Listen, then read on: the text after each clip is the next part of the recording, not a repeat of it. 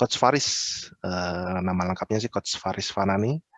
Pengalaman sih banyak sebenarnya, cuma saya tulis yang terakhir lah, yang paling menonjol ada 2 dari Direktur Utama PT Kampus Data Media di Semarang ya, dan Komisaris PT Bisa Indonesia Perkasa. Beliau background pendidikannya dari psikologi Undip, lalu mengambil master degree di psikologi juga di Universitas Muhammadiyah Surakarta, lalu sekarang baru mengambil doktor degree di Universitas Negeri Semarang. Hari ini Coach Faris bakal ngomongin tentang merancang desain organisasi sampai jam 5.30. Jadi mepet-mepet maghrib kalau dari Semarang. Kalau Manado mepet Isya. Kalau Jakarta kurang dikit lagi. Silakan Coach Faris, waktu saya persilakan. Ya, terima kasih Mas Surya. Bismillahirrahmanirrahim. Assalamualaikum warahmatullahi wabarakatuh. Waalaikumsalam. Selamat sore semuanya. Semoga salam sejahtera juga menyertai kita semua dimanapun Anda berada. Tetap sehat walafiat di aktivitas apapun kita di masing-masing lokasi ya. Mulai dari tadi ada Jakarta, Manado, Pekalongan, Malang, Solo, Wonogiri. Dari manapun, mudah-mudahan semuanya lancar. Salam kenal semua, nama saya Faris Fanani. Ini karena diskusi santai, saya juga santai nih, pakai batik karena tadi habis ada acara di masjid. Ya, teman-teman semua, saya kira yang hadir di sini ini juga para praktisi dan juga mungkin sebagian juga para mentor, para trainer. Salam hormat, salam kenal dari saya yang mungkin pada siang hari ini ketiban sampur ini dari Mas Surya. Saya agak risih kalau di tengah para coach saya dipanggil coach. Mendingan dipanggil Mas aja. Ya, saya share screen, mohon izin. Saya pakai Canva.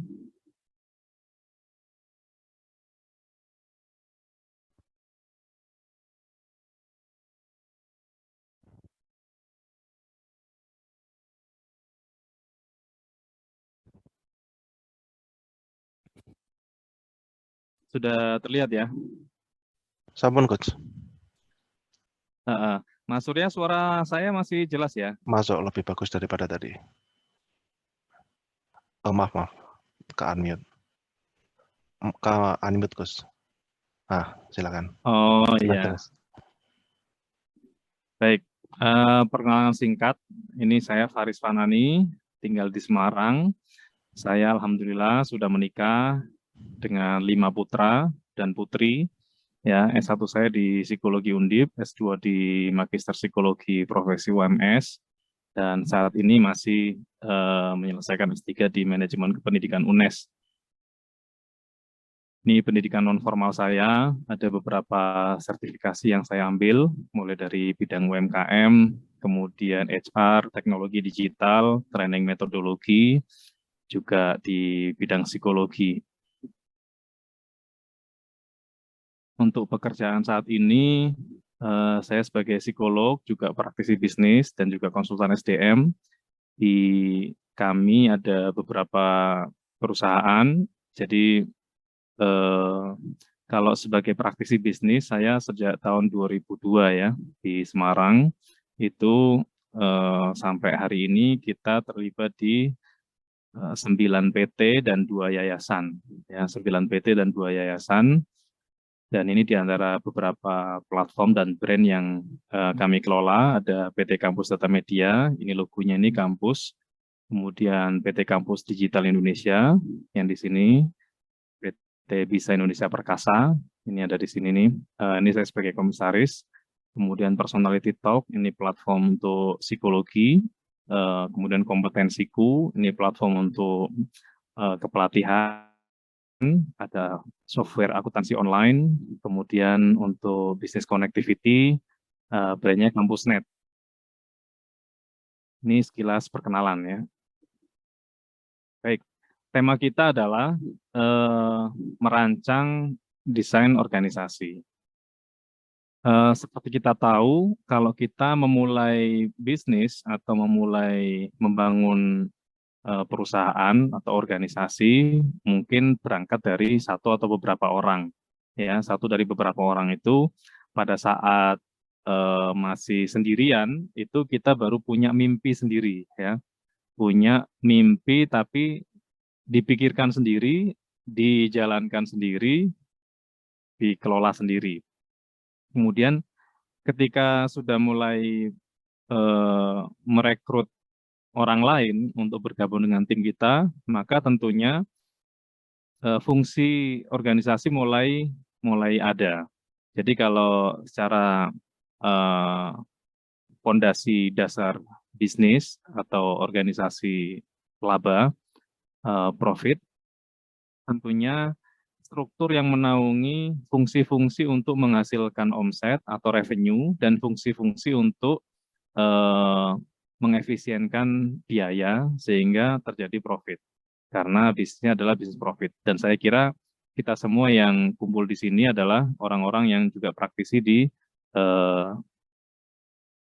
bisnisnya masing-masing, di perusahaan masing-masing sebagai profesional maupun sebagai direksi atau sebagai owner. Saya kira ada beberapa teman-teman yang juga mungkin lintas organisasi, artinya terlibat di beberapa organisasi.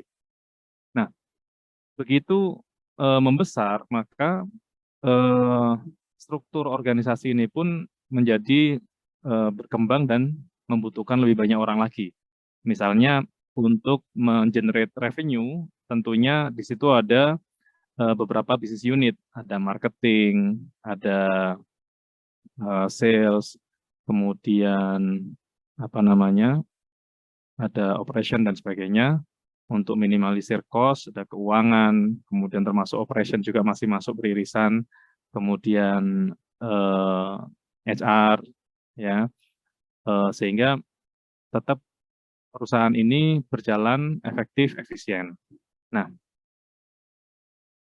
dan seiring berjalannya waktu, tantangan, itu kita pasti mengalami perubahan. Dan kenapa kita perlu berubah? Karena perubahan itu tetap, ya, setiap zaman, setiap waktu pasti ada terjadi perubahan, karena perubahan itu yang tidak pernah berubah, ya. Nah, if you focus on result, then you will never change. Kalau kita hanya fokus pada hasil, mungkin kita tidak pernah berubah. If you focus on change, then you will get better result. Jika Anda fokus kepada perubahan, maka Anda bisa mendapatkan hasil yang berbeda. Ya, bisa lebih baik, tapi juga bisa lebih buruk. Tapi pada dasarnya, mengambil pilihan berubah itu memiliki peluang untuk mendapatkan hasil yang lebih baik. Nah, ini era kita hari ini, ya. Kita kenal dengan era VUCA. Ya. Volatility, uncertainty, complexity, ambiguity. Jadi perubahan besar yang datang tiba-tiba. Perubahan yang sangat cepat. Kemudian uncertainty. Banyak ketidakpastian dan perubahan yang tidak dapat diprediksi polanya. Jadi polanya datang asal datang dan tidak ada tidak ada persiapan khusus untuk menyambut pola-pola yang baru itu. Termasuk misalnya nih, hari-hari ini kita masuk di era pandemi yang mungkin belum pernah kita bayangkan sebelumnya karena kita belum pernah mengalami pandemi-pandemi yang sebelumnya, yang seperti saat ini. Sehingga perubahan ini sangat cepat. Kemudian complexity, masalah dan peluang yang kompleks dengan berbagai elemen yang ada. Jadi saking kompleksnya sampai kita kesulitan atau kebingungan mulainya dari mana. Kemudian ambiguity, kebingungan data informasi yang kontradiktif dan bisa menimbulkan kesalahan. Sehingga organisasi yang adaptif ini sangat diperlukan di era VUCA ini. Jadi yang dibutuhkan adalah organisasi yang adaptif.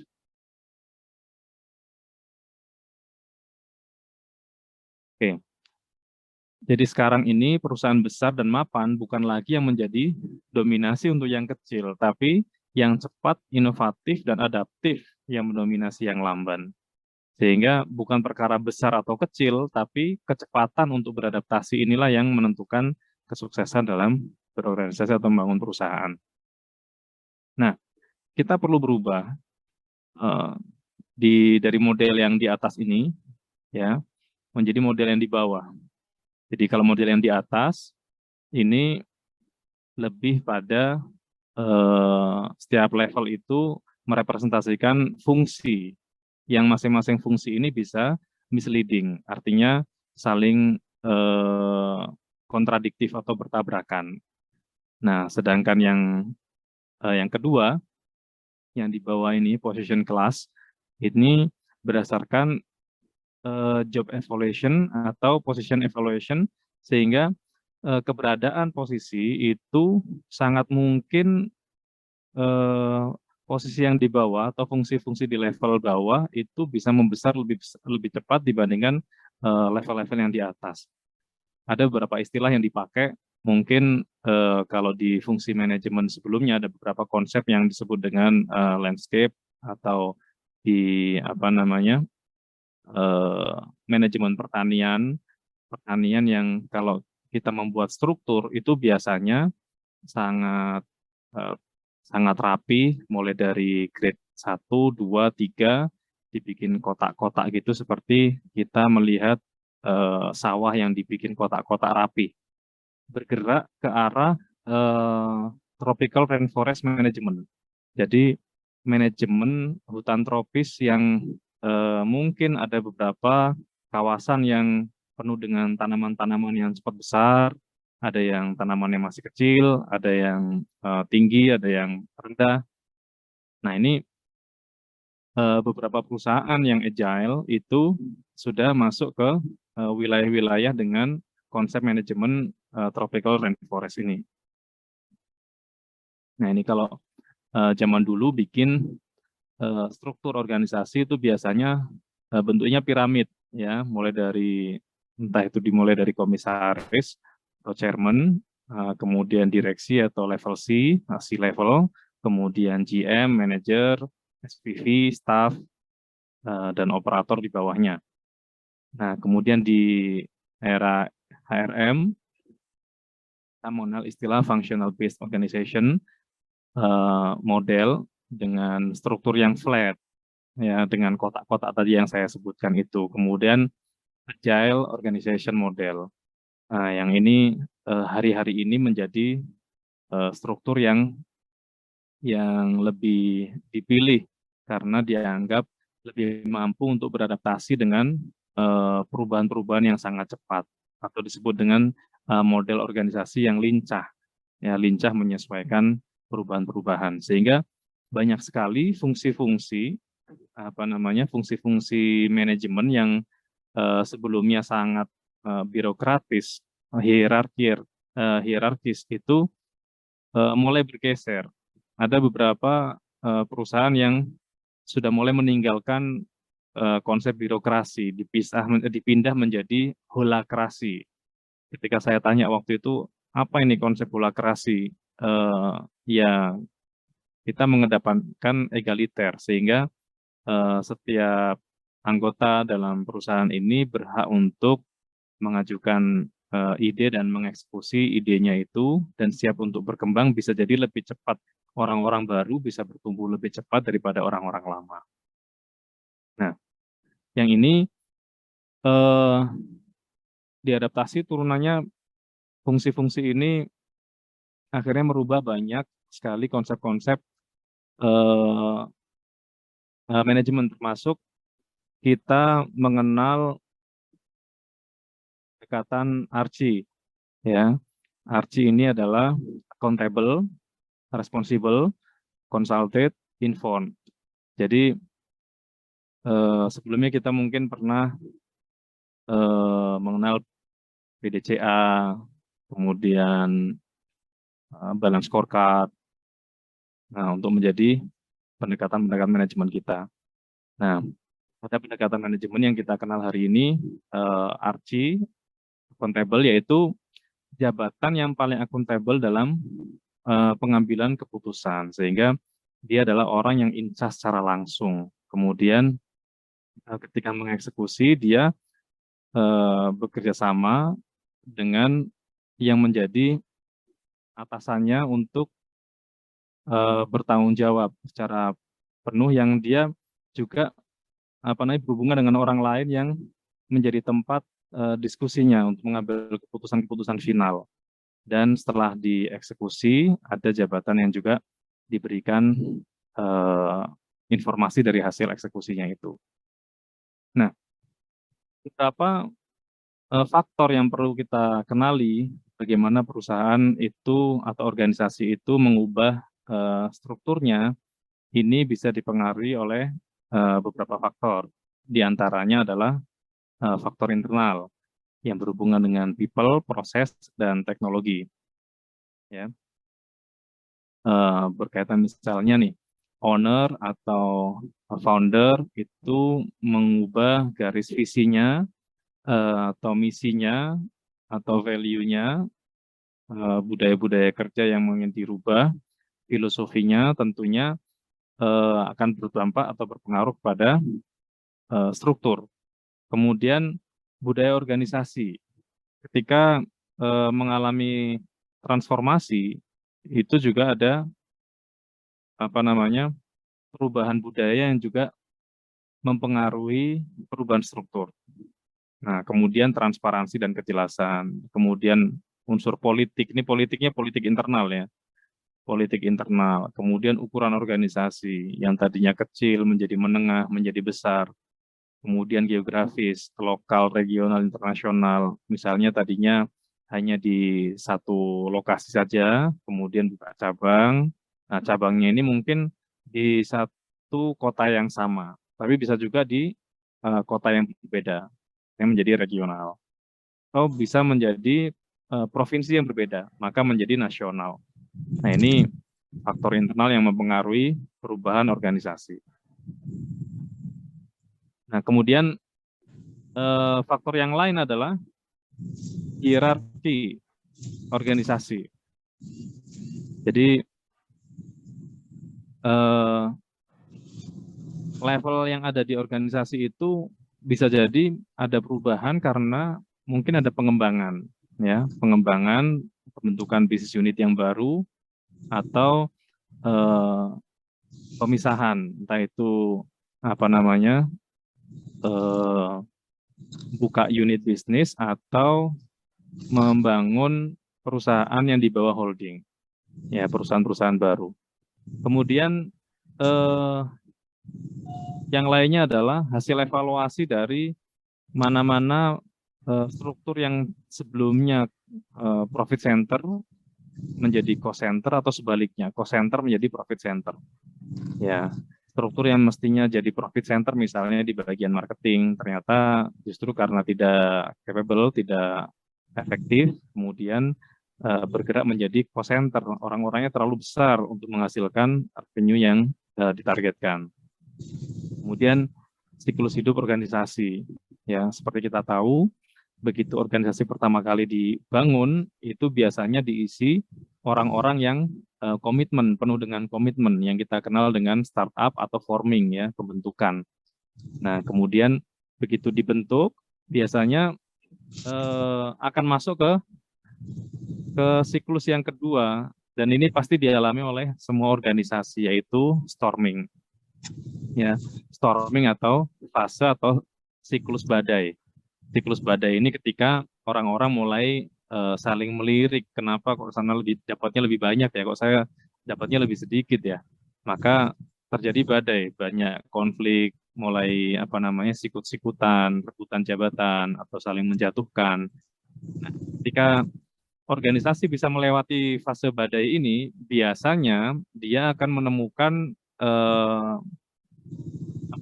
value yang baru atau norma-norma baru yang kita sebut dengan norming, ya norming. Kemudian begitu norma ini bisa dijalankan dengan baik, maka perusahaan atau organisasi itu bisa perform atau menjadi matang. Tapi kalau tidak, justru malah sebaliknya, dia masuk ke siklus yang kedua, yaitu storming yang level 2, badai yang kedua yang membuat decline atau jatuh. Dan ini dialami oleh hampir semua organisasi. Kami di PT Kampus Data Media itu berjalan selama 21 tahun ya. Jadi PT Kampus Data Media itu berdiri tahun 2001, dibangun dari mulai 33 orang. Ya, 33 orang, teman-teman kampus semua, teman-teman satu angkatan, dan kemudian di fase-fasenya ada fase storming yang kemudian berlepas, dan sekarang tersisa 19 orang sebagai pemilik.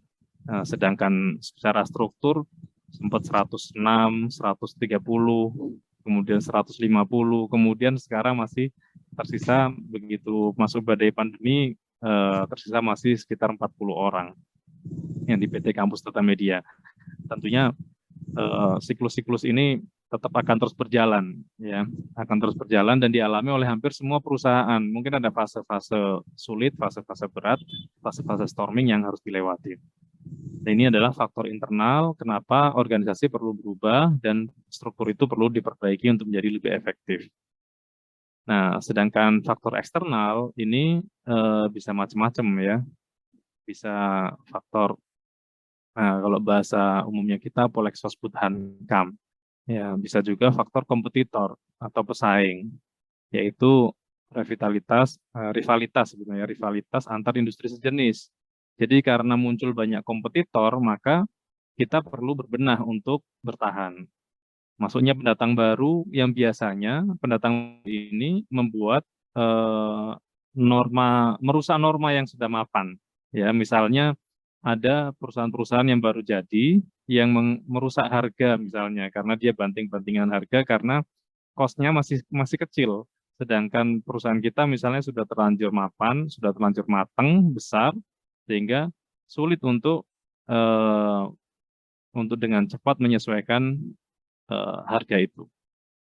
Kemudian inisiatif baru, misalnya membangun Blue Ocean Strategy untuk pesaing. Jadi ada hal-hal yang perlu kita kurangi, perlu kita kembangkan, ada yang perlu kita hapus, kita hilangkan. Nah, ini termasuk faktor eksternal. Faktor yang lain adalah perubahan permintaan pasar. Bagaimanapun perusahaan itu, penyebab perusahaan itu jatuh, yang paling besar, tertingginya adalah karena no market need, tidak memiliki permintaan pasar. Jadi kalau ada perusahaan kok tiba-tiba nggak ada permintaan, ya tentunya dia tidak bisa bertahan sehingga jatuh. Ya. Nah, sehingga kalau misalnya kita masuk di industri yang kehabisan permintaan pasar, ini contoh sederhananya misalnya pada saat 2007 begitu mulai kenal 2007-2008 ya, kita mulai dikenalkan smartphone. Smartphone ada Android, ada BlackBerry, ada iPhone.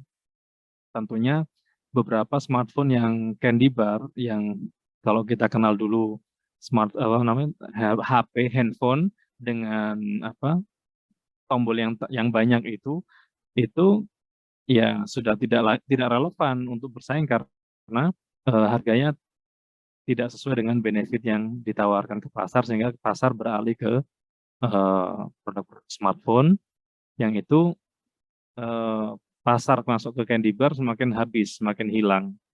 Nah, sehingga termasuk terdampak pada produsennya yang kita kenal misalnya Nokia gitu.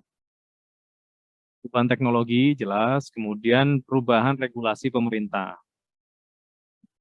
Jadi faktor-faktor eksternal yang mempengaruhi organisasi itu bisa merubah strukturnya, ya, struktur organisasi itu adalah misalnya ada perubahan regulasi. Misalnya hari ini pemerintah meskipun kejelasan Omnibus Law ini masih ditunda ya untuk kepastian penggunaannya, tetapi sebagian sudah terimplementasi, yang itu misalnya pembentukan PT perorangan, sehingga setiap orang bisa bikin perusahaan sendiri-sendiri. Jadi agak aneh dengan undang-undang PT itu sendiri yang mestinya lebih dari 2 orang. Ya, namun terjadi gitu. Kemudian penyebab yang lain adalah disaster atau bencana, force major atau war, peperangan. Nah, penyebab yang lain situasi ekonomi tentunya ya. Oke. Jadi dari berbagai macam faktor itu kita bisa kita jadikan pertimbangan mulai dari analisis internal. Jadi analisa internal kira-kira perubahan di dalam yang dipengaruhi oleh faktor-faktor internal tadi itu menjadi bagian yang mana nih, menjadi kekuatan, nambahin kekuatan atau justru menambah kelemahan, sehingga harus segera diputuskan perubahannya. Atau faktor-faktor eksternal yang berhubungan dengan lingkungan tadi, misalnya dari pemerintah regulasinya berubah, ada perubahan misalnya UMK dan yang lain-lain lah ya, termasuk perubahan ini kebijakan pemindahan ibu kota ini mungkin memberikan begitu banyak ya dampak, sehingga kita bisa menganalisis dengan analisa yang sederhana saja, misalnya dengan SWOT analysis, kita bisa mempertimbangkan kira-kira di internal kita apakah sudah cukup mampu, cukup kuat untuk bertahan dengan perubahan-perubahan yang ada, atau justru kelemahan-kelemahan semakin banyak sehingga melemah, sehingga perubahan harus dilakukan. Oke, saya lanjutkan. Nah, ini ada beberapa konsep organisasi yang kita kenal nih. Kalau konsep tradisional, organisasi itu adalah kumpulan orang yang di sana serangkaian tindakannya untuk memastikan keunggulan yang berkelanjutan. Jadi organisasi itu bisa berkompetisi dengan organisasi lain, bisa kompetitif. Itu kita perlu membangun strategi dulu, kemudian strategi itu kita implementasikan dalam organisasi, baru mengumpulkan orang, ya, mengumpulkan orang untuk mengeksekusi strategi-strategi itu. Nah, konsep yang baru itu adalah kita mengakomodir ya orang-orang di dalam organisasi yang terus menghasilkan keunggulan kompetitif. Jadi kompetitifnya itu berangkat dari orangnya dulu, sehingga strateginya disesuaikan dengan kehadiran orang-orang yang memang memiliki keunggulan-keunggulan yang beragam, sehingga bisa berjalan seiring antara strategi dengan organisasi, dengan orang, itu bukan sesuatu yang hierarkis. Nah, sehingga dalam waktu yang sama sangat mungkin begitu bertambahnya bergabungnya beberapa SDM itu langsung mempengaruhi perubahan organisasi atau struktur dan juga mempengaruhi perubahan strategi, dan juga sebaliknya ketika orangnya berkurang strategi juga bisa berubah, atau strategi dulu kemudian menyesuaikan orangnya sesuai dengan yang sebelumnya. Nah, hal-hal yang mempengaruhi diantaranya adalah yang ini berjalan seiring ya. Jadi strategi, kemudian struktur, budaya, orang, dan sistem ini adalah sesuatu yang tidak bisa kita pisahkan. Jadi kita mulai misalnya HRM atau HCM merekrut orang untuk acquisition sampai retaining itu untuk mengimplementasikan strategi-strategi yang sudah ditetapkan oleh organisasi atau perusahaan. Begitu begitu strategi itu terimplementasi terus-menerus dan berjalan dengan baik, maka terbangun sistem. Sistem yang baik membangun budaya. Nah, budaya membentuk orang, dan juga sebaliknya, orang-orang juga membentuk budaya. Nah, ini tidak terpisahkan. Nah, kita juga mengenal konsep 7S, McKinsey, kalau tadi open system ya, dari 7S yang dikenalkan sama McKinsey ini, strategi, structure, kemudian sistem, ini masuk kategori hard S, kemudian soft S-nya adalah shared value, skills, style, dan staff atau orangnya. Nah, prinsip desain organisasi itu yang utama adalah bahwa karena organisasi adalah bagian dari bisnis, ya. Jadi bisnis ini memang ada siklus keuangan yang masuk, mulai dari revenue sampai cost sampai menghasilkan profit dan cash. Jadi the end of business is cash. Maka eh, backbone dari bisnis itu yang terbesar adalah pada money maker, ada 60%. Kemudian organization support atau enabler maksimal 30%, dan pengambil kebijakan, policy maker-nya maksimal 10%. Nah, ini contohnya. Jadi yang di bagian bawah ini, operation management, ini adalah backbone-nya. Memang biasanya orangnya lebih banyak, karena dia menjadi money maker. Jadi dalam organisasi itu harus ada bagian yang kegiatannya memang menghasilkan duit, ya, jualan, produksi, kemudian apa namanya, logistik, kirim, collecting, penagihan dan seterusnya. Ini apa, porsinya terbesar, 60%. Kemudian di bagian support atau enabling proses, di bagian proses ini 30%, sedangkan di bagian policy maker ini 10%. Nah, sehingga ada beberapa teknik untuk mengembangkan struktur organisasi. Teknik yang pertama disebut dengan functional unit. Jadi apa? Dari CEO, kemudian di unit di bawahnya ini, misalnya contohnya R&D, ke R&D, kemudian apa namanya production, sales, kemudian diturunkan lagi ke bawahnya sampai di level eksekutor. Ya, ini kelebihannya efisien untuk mengelola platform besar dan baik dalam mengumpulkan keahlian-keahlian. Tapi kelemahannya adalah kehilangan fokus pelanggan. Jadi sulit untuk mengikuti kebutuhan yang seragam. Ini kelemahannya. Nah, yang kedua, tekniknya adalah business unit. Jadi yang dikembangkan adalah business unitnya. Kelebihannya responnya cepat kepada pasar dan bisa untuk mengembangkan manajer. Nah, kelemahannya biasanya ada duplikasi fungsi, sehingga beberapa irisan yang mengalami irisan-irisan yang menduplikasi kegiatan-kegiatan atau pekerjaan-pekerjaan yang sudah dikerjakan di tempat lain, dikerjakan lagi di bisnis unit yang lain. Kemudian sulit untuk investasi di lintas bisnis unit, kelemahannya. Nah, yang ketiga adalah matrix organization.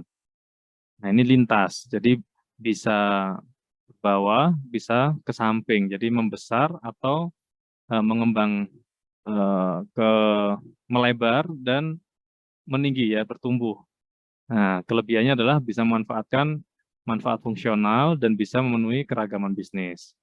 Nah, kelemahannya masalah pimpinan ganda, karena membesarnya banyak. Nah, itu bisa terjadi pimpinan ganda dan kompleksitas.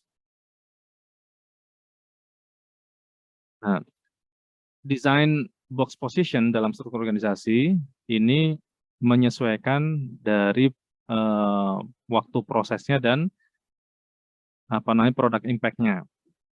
Jadi kalau misalnya apa namanya organisasi itu dibangun hanya short term dalam jangka pendek dan produknya sedikit atau kecil, maka dia tidak perlu ada box position. Tapi kalau product impact-nya itu tinggi, kemudian waktu yang dibangun lama, long term, maka perlu dibangun strategic managerial box position. Yang di sini apa dibangun mulai dari high level, mid level, kemudian staff. Bahkan kita bikin grading ya positionnya. Nah, ini kalau kita apa namanya mengidentifikasi level box position itu, misalnya di high level itu GM, sebetulnya bisa juga di level C ya, C level. Kemudian di level menengah itu manager, dan di level bawah itu adalah supervisor. Nah, supervisor ini memiliki dampak operasional jangka pendek. Kalau manajer dampak taktis jangka menengah. Nah, sedangkan GM atau direksi atau C level itu dampak strategik jangka panjang. Ini kalau menggunakan identifikasi level box position. Nah, bagaimana mendesain struktur ini?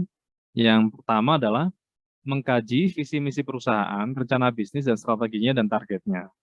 Jadi sebelum kita membangun atau merancang struktur organisasi, kita perlu kaji kembali seberapa besar visi dan misi perusahaan. Misalnya perusahaan yang membawa visi globalisasi atau mendunia, tentunya eh, tidak sama dengan hanya sebatas menguasai area tertentu atau menguasai atau unggul di lokal tertentu atau regional tertentu.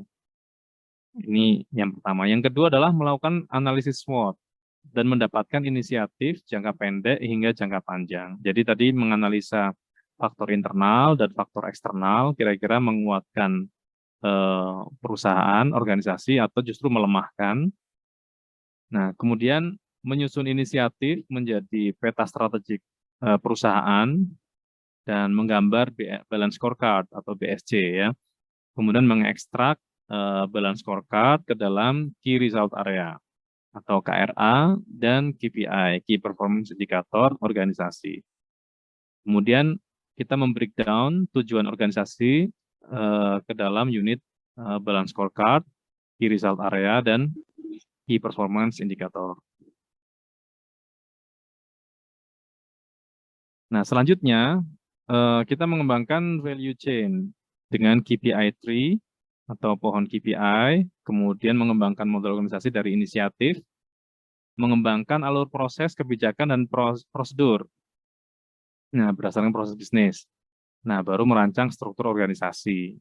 Nah, setelah merancang struktur organisasi, kita membuat atau melakukan position profiling. Ya.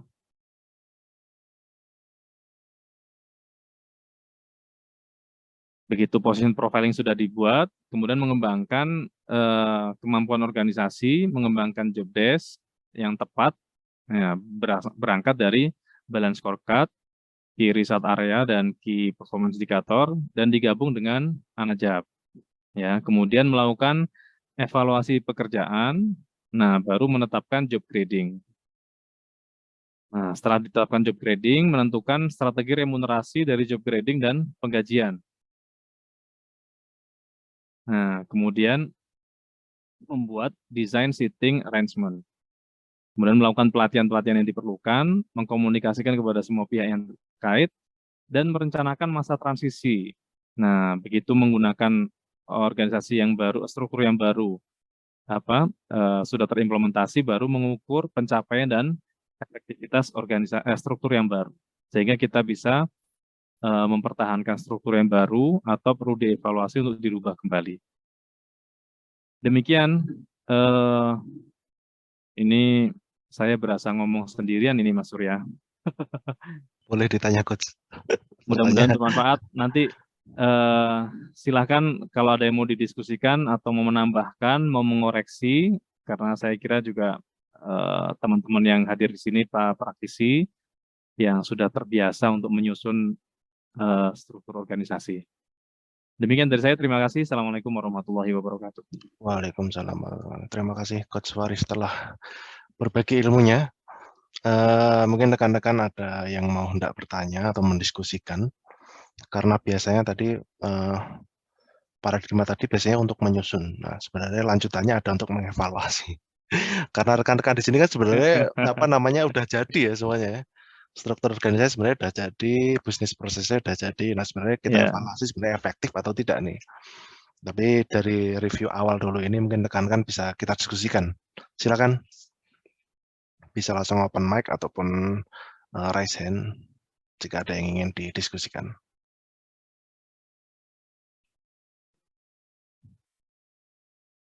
Boleh juga menambahkan loh ya. Kalau saya mungkin kadang-kadang untuk memahamkan sebuah konsep itu kita pakai studi kasus, Coach. Boleh diperlihatkan strukturnya bisa tadi dengan 9 lini bisnisnya tadi, Coach, seperti apa? Mungkin itu bisa menjadi gambaran buat rekan-rekan. Mungkin itu, Coach. Kalau Kalau ini lagi kita rombak nih strukturnya, karena pekan ini saja kami baru membuat 2 PT lagi ya. 2 PT lagi, kemudian mau dicantolin ke holding yang mana nih? Ini apa namanya? Karena dari kampus data media turun ke apa namanya? Kampus digital, kemudian ada Cendekia Muda Kreatif yang sebelumnya sudah pernah apa? Kita bangun tahun 2016 dulu itu sebagai unit yang terpisah. Nah, hari ini bergabung lagi. Untuk struktur yang terbaru saya belum bisa share, ini laptop saya laptop yang baru, jadi kosong semua ini. Yang saya pakai ini laptop baru ini. Ini tadi saya pakai Canva karena materinya ada di laptop yang lama, saya suruh kirim dulu. Ini belum on position ngisi nih saya tadi. Nasibnya hampir sama dengan Begitu Mas Surya, nanti. Coach Andi ini. Coach Andi masuk ini. Harddisknya baru trouble juga. Oh iya, silakan. Iya, iya. Jadi ini laptop yang saya pakai ini masih kosongan semua. Atau mungkin case di struktur organisasi lain, Coach, atau yang bisa diperlihatkan selain bisa sambil menunggu rekan-rekan bertanya. Kalau struktur organisasi lain, mungkin secara umum yang tadi saya sebut dengan rainforest, tropical rainforest management itu ya. Ini saya dapatkan dari R&D-nya PT Telkom waktu itu. Jadi ada divisi-divisi yang memang dibiarkan atau dipersilahkan untuk apa namanya kembang lebih cepat karena memang sangat agile, kebutuhannya harus lincah, menyesuaikan pasar, sehingga bahkan sekarang pun barangkali Telkomsel secara valuasi mungkin lebih tinggi daripada apa namanya unit-unit yang lain. Yang itu kalau mengikuti apa namanya urutan perusahaan barangkali mestinya ada divisi atau unit atau apa subsidiary yang lain anak perusahaan itu lebih tinggi dibanding Telkomsel. Tapi mungkin hari ini Telkomsel masih yang besar di grupnya Telkom, meskipun bukan tertua, ya, bukan yang tertua untuk anak perusahaan. Begitu, Mas. Oke, Coach. Ini ada satu pertanyaan dari Mas Barep nih. Wah, mantap nih, Mas Faris. Sambil jalan nih, izin bertanya terkait struktur organisasi startup dan holding company sama kelas sambil corporate. jalan gimana maksudnya nih? Kayaknya sambil pulang nih. Naik KRL atau gimana? Kayak ada beberapa rekan juga yang jadi kita kayak siaran radio aja ya. Dibilangin sekarang Zoom itu jadi podcast.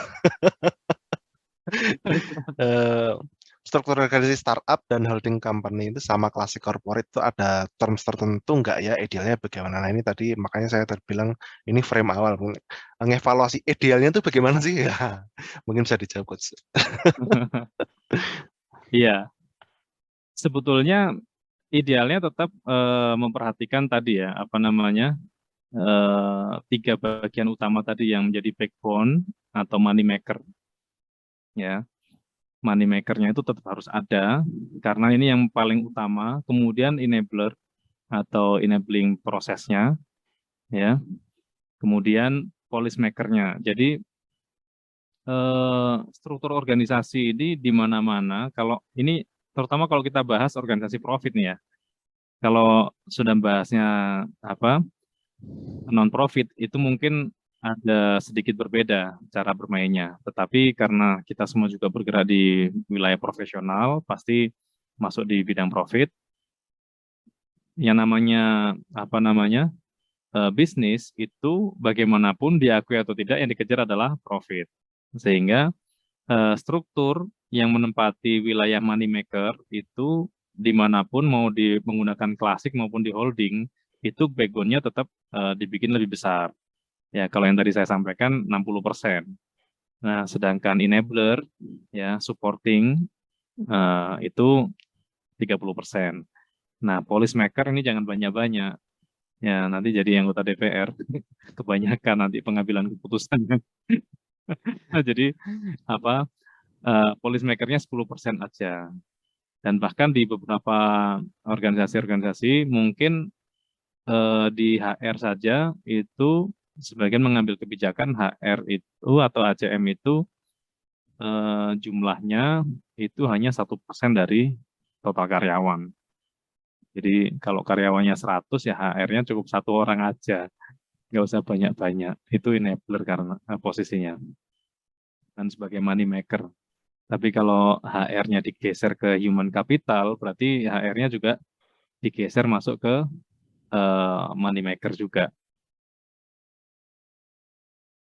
Gitu, Itu Mas Barep. oke. Atau Mas Barep sendiri punya, kalau Mas Barep sendiri punya apa gambaran atau punya pandangan lain, mungkin juga boleh disampaikan.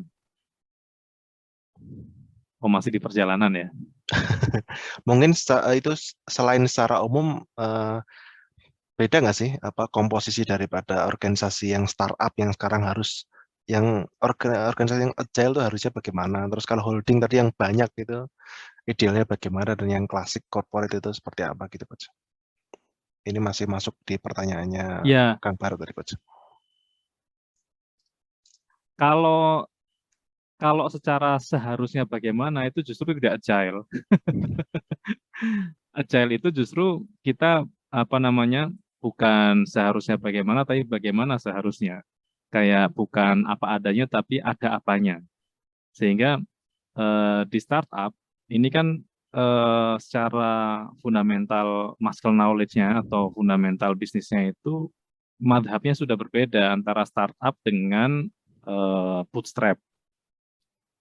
Umumnya UMKM kita atau perusahaan-perusahaan yang kita saat ini bergabung itu menggunakan pendekatan bootstrapping, yaitu membangun dari mulai kecil, nambah lagi, nginjek lagi dari perputaran sendiri sampai menjadi besar.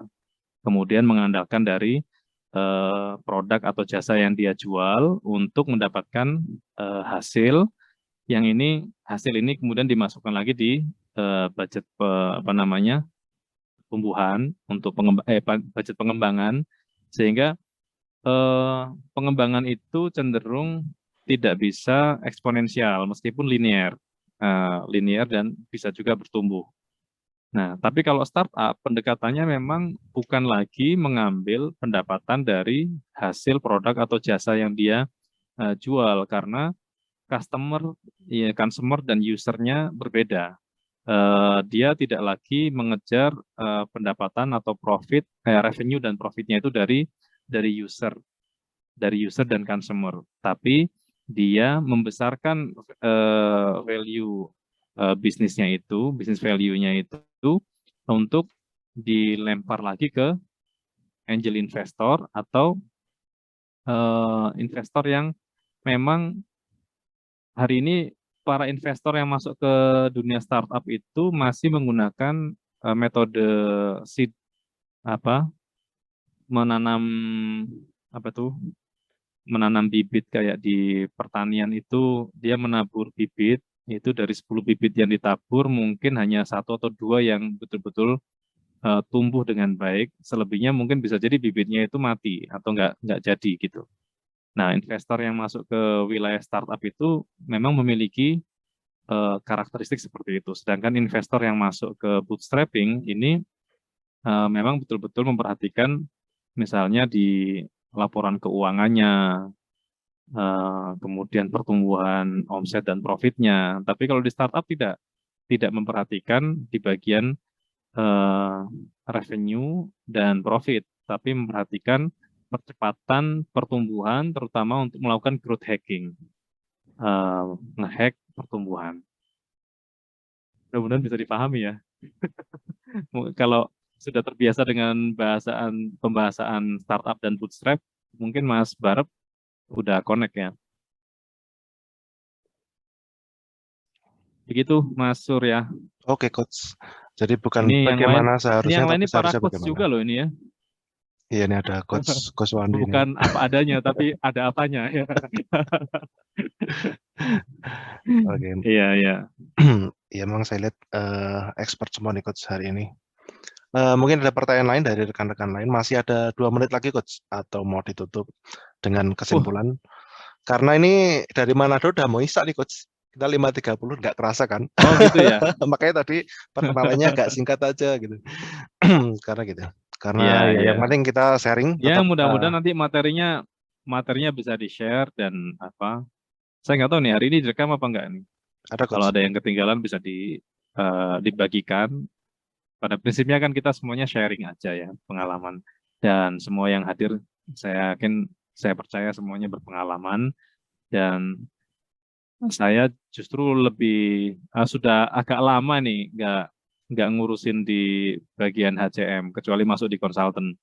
Tapi kalau apa teman-teman yang masih di bidang HCM mungkin ada pandangan lain, ya, ada pandangan lain. Oke. Terima kasih Coach. Kalau tidak Oke. ada kita tutup aja, ya. Ya, terima kasih Coach Kita Faris. tutup aja. Mungkin nanti lain kesempatan kita bisa silaturahim dengan mungkin kopdar-kopdar tipis lah ya. Mau di Semarang, Pekalongan, atau Jakarta, atau Manado, Nanti setelah Malang, setelah Jogja, Solo. setelah booster keempat Coach. Booster keempat ya. Ditunggu booster keempatnya. Iya, iya, iya. Karena ini biasanya apa namanya berdasarkan pengalaman nih habis Lebaran nanti pasti ada kasus ya booster lagi. Nah setelah itu kayaknya udah selesai. Ya,